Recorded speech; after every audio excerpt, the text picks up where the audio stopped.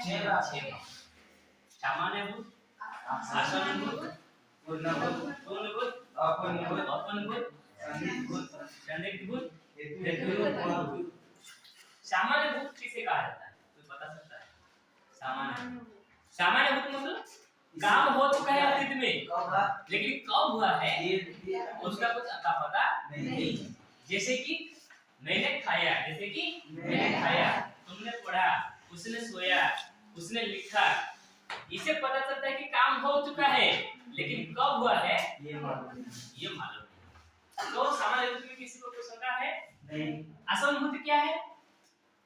इससे पता चलता है कि काम अभी समाप्त हुआ है। काम अभी समाप्त। जैसे कि मैंने खाया है, मैंने पढ़ाया है, मैंने लिखा है नहीं?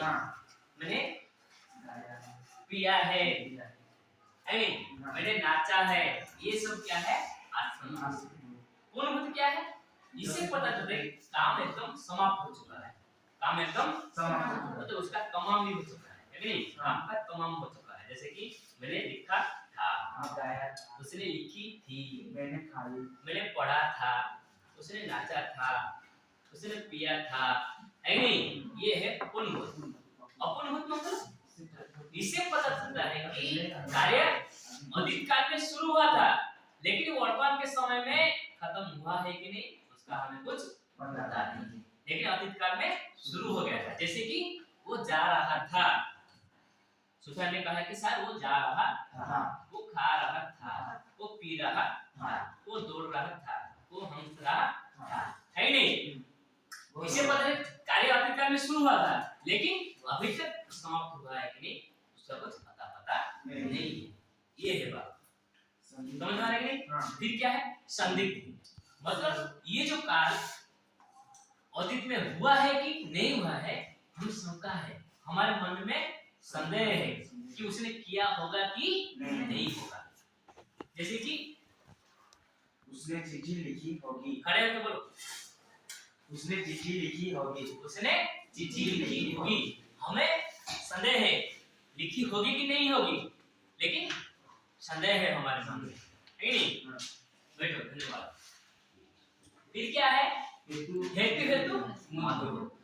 मतलब इससे पता चलता है कि इसकी कुछ शर्तें थी,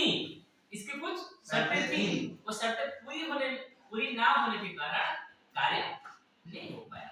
जैसे कि अगर तुमने अच्छा पढ़ा होता तो परीक्षा में अच्छा मार्क लाते, तुमने सही से कार्य किए होते तो बिल्कुल सफल होते। वर्षा होती तो फसल अच्छी होती। फसल क्या है? पुल्लिंग है कि स्त्रीलिंग है? फसल। हाँ, फसल पुल्लिंग है, फसल स्त्रीलिंग है। हाँ, तो ये हो गया क्या? भूतकाल हो गया। अभी हम चलते हैं वर्तमान काल। वर्तमान काल में क्या है? जो चीज अभी हो रही है वो है वर्तमान। जैसे कि वर्तमान काल कितने भागों में विभाजित किया है? चार। जैसे कि सामान्य वर्तमान, तात्कालिक वर्तमान, संदिग्ध वर्तमान, संभाव्य।